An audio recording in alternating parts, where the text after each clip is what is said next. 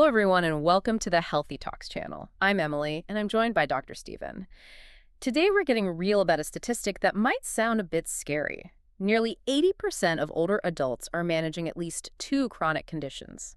So, Dr. Steven, how do we juggle all these health balls without dropping one?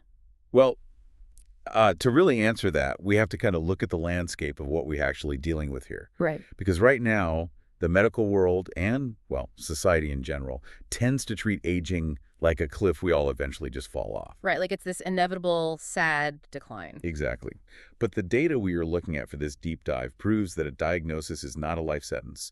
It's it's really just a yellow light, because when we look at the numbers, the sheer volume of people managing these conditions is just staggering. It really is. I mean, we're talking about the vast majority of people. Yeah, a full 93% of adults aged 65 and older have at least one chronic condition. Wow, Yeah. 93%. And, as you mentioned in the intro, nearly 79% have two or more. So this isn't some rare anomaly that you just happen to catch. This is the human norm. I think it's so important for you, the listener, to hear that clearly. 93%. That basically means if you are in that demographic or, if you're helping a parent or a grandparent navigate their health, it is nearly impossible to avoid becoming a statistic. It really is. We are talking about age, family genetics, gender. These are structural factors built into the human experience. Yeah. Having a condition isn't a moral failing, right? It's just reality. Precisely. The odds are overwhelming that you will face at least one of these.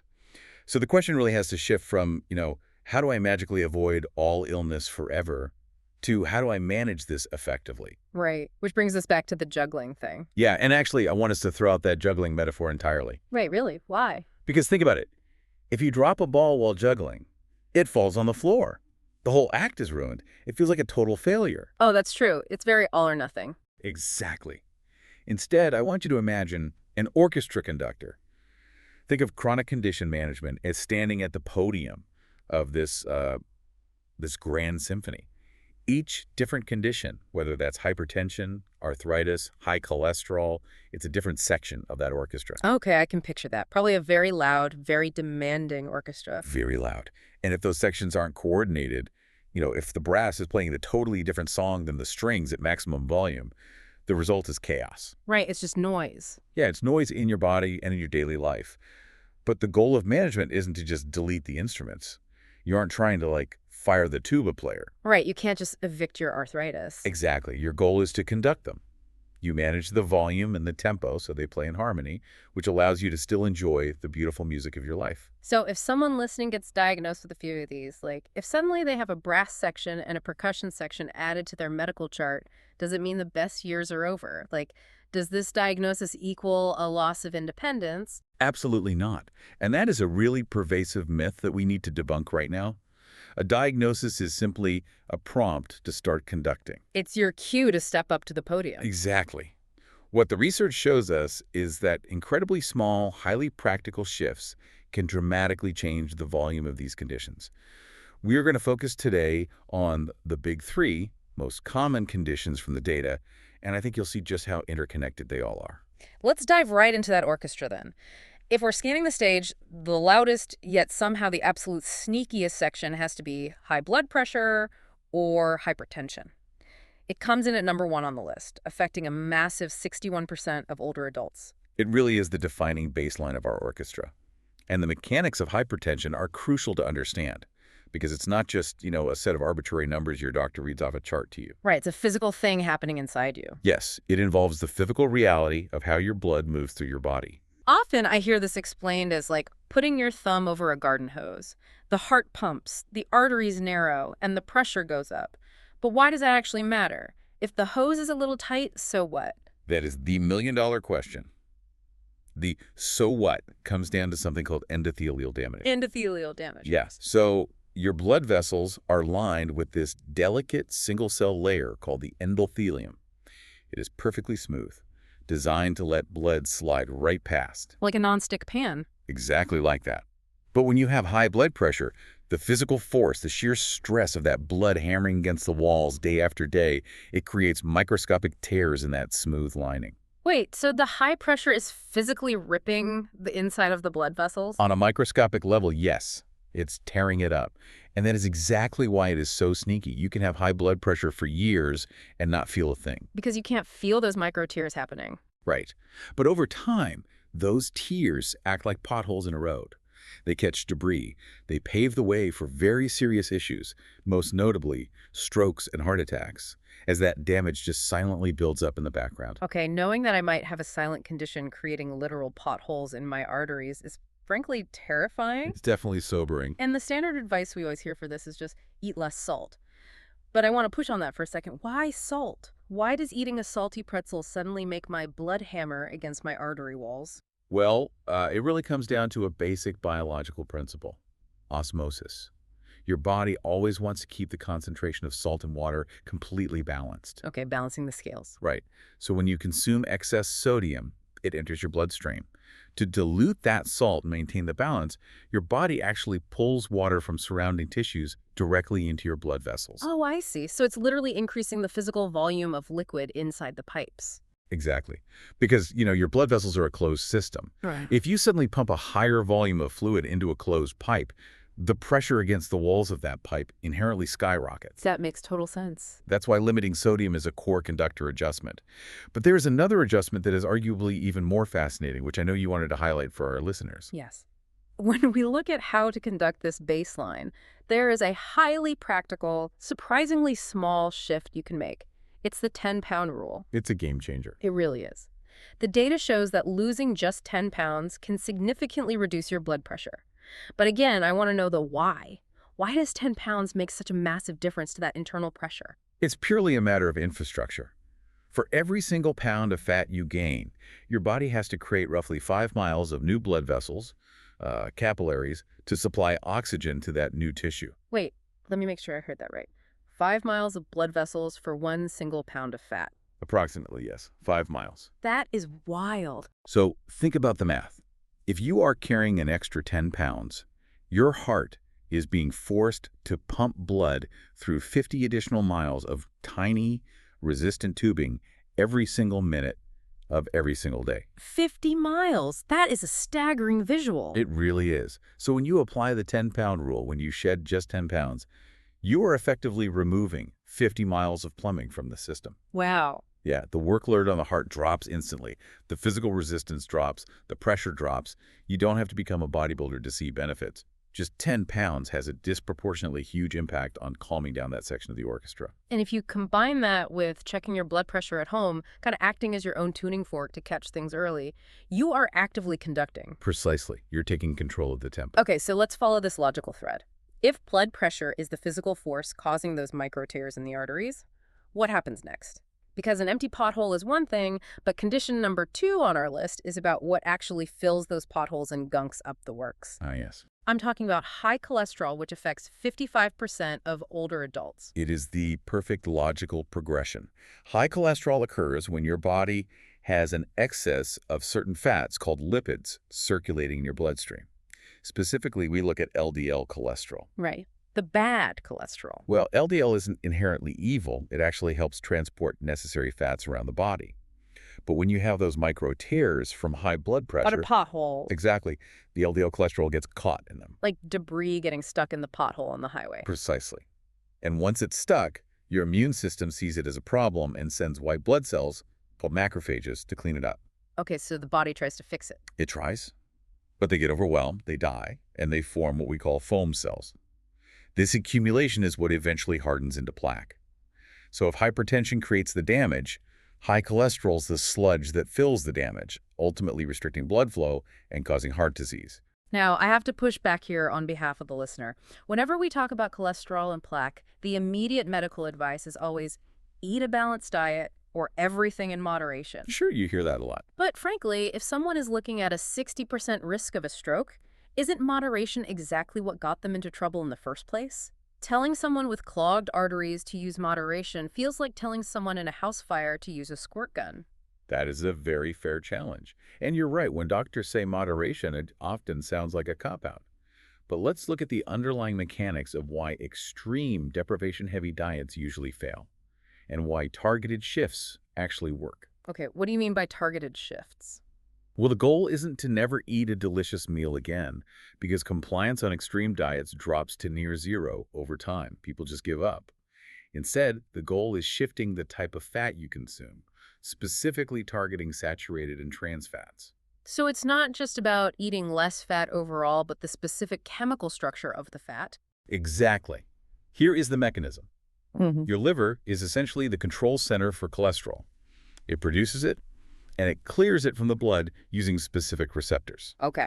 When you eat a diet high in saturated fats like heavily marbled red meat or full-fat dairy, those specific fats physically signal your liver to downregulate or turn off its LDL receptors. Oh, wow. So saturated fat actually blinds your liver to the cholesterol in your blood. Yes, the liver just stops pulling the bad cholesterol out of circulation so levels spike.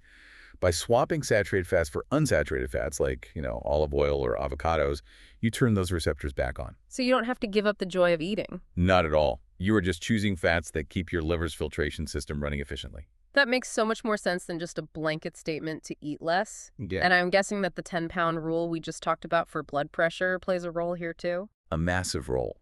The instruments in the orchestra affect each other. When you lose weight, you improve your body's metabolic efficiency across the board. Your liver processes lipids better and your triglyceride levels drop. Oh, that's great. Yeah, so by conducting one instrument, like by walking daily or managing your weight to help your blood pressure, you are inherently bringing the cholesterol section into harmony as well. Which brings us to a fascinating structural connection.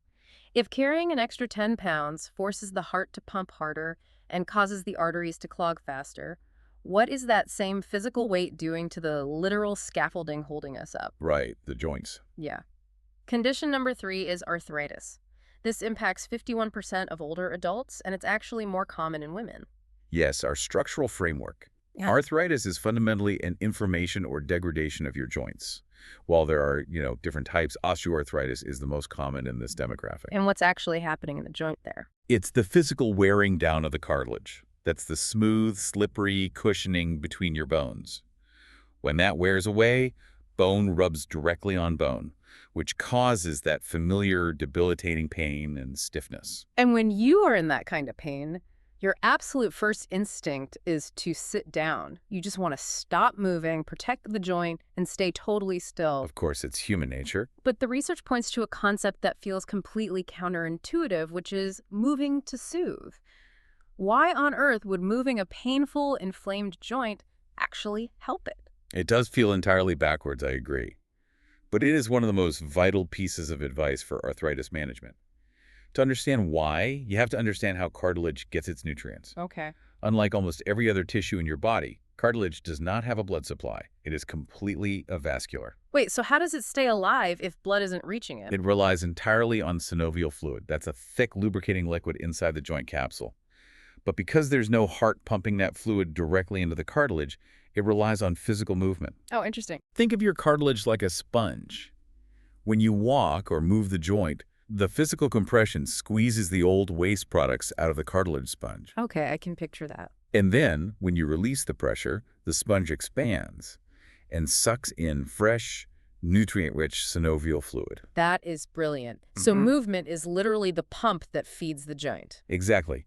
If you sit still because it hurts, that sponge dries out. It starves, the joint seizes up, and the degradation actually accelerates. Sitting still makes it worse. Much worse. Movement lubricates the joint and delivers the nutrients needed for repair. Plus, engaging in strength-building exercises builds the muscles around the joint.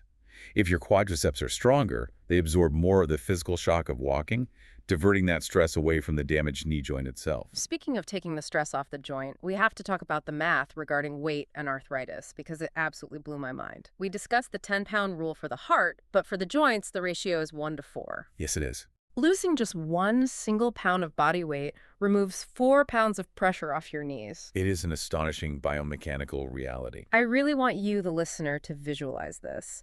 Imagine going to the grocery store, buying a 4-pound bag of sugar, and just strapping it to your knee. Imagine walking around with that all day, every day, up and down the stairs. That sounds exhausting. It does. And for every single pound you lose, you are unstrapping one of those heavy bags of sugar from your knees. If you follow the 10-pound rule, that is 40 pounds of pressure completely removed from your knee joints every single time you take a step. When you frame it like that, the why becomes undeniable. Mhm. You are fundamentally changing the physics of what your scaffolding has to endure.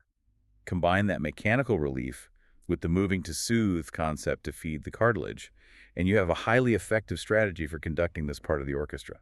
So we've covered the big three. We understand the mechanics now. We know hypertension causes micro tears, cholesterol fills them when the liver's receptors turn off, and arthritis starves the joints if we don't move. But let's get real for a second. What happens when the conductor is just, burned out? We are talking about tracking blood pressure, shifting dietary fats, exercising through pain. Pill fatigue is a real thing. What happens when you feel too overwhelmed to stand at that podium every single day? That is perhaps the most important question we can ask, because it addresses the human element of all this data. Managing chronic conditions requires sustained cognitive and emotional effort. It's a lot of work. It is. It is completely normal to feel fatigue, frustration, or even isolation. But the good news is, a conductor doesn't have to work in a vacuum. There are structured community resources available, most notably the Chronic Disease Self-Management Program, or CDSMP. I looked into these programs, and what struck me is that they aren't just a place to go and learn how to read a nutrition label. They tackle the actual psychology of being a patient. Yes, they're typically 6-week interactive workshops designed to help people build practical coping skills. You can usually find them by contacting your local area agency on aging. And what I found most surprising about the CDSMP approach is how they teach you to reframe the diagnosis.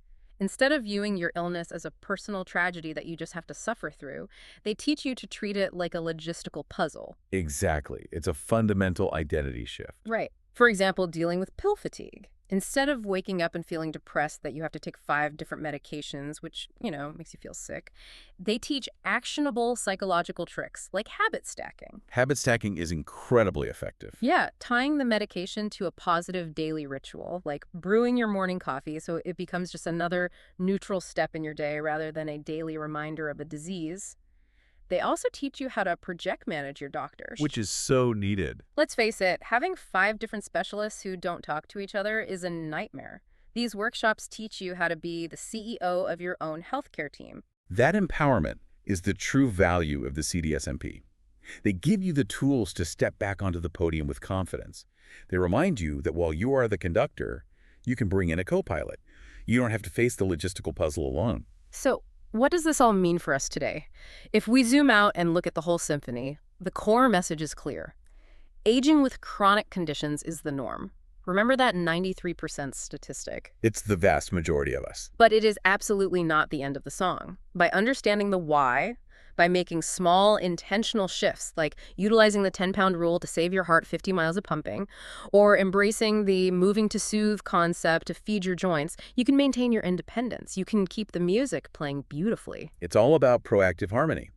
When you understand the biological mechanics of your own body, you can make informed choices that dramatically improve your quality of life without demanding impossible perfection. I want to leave you with a final thought to mull over today as you go about your week.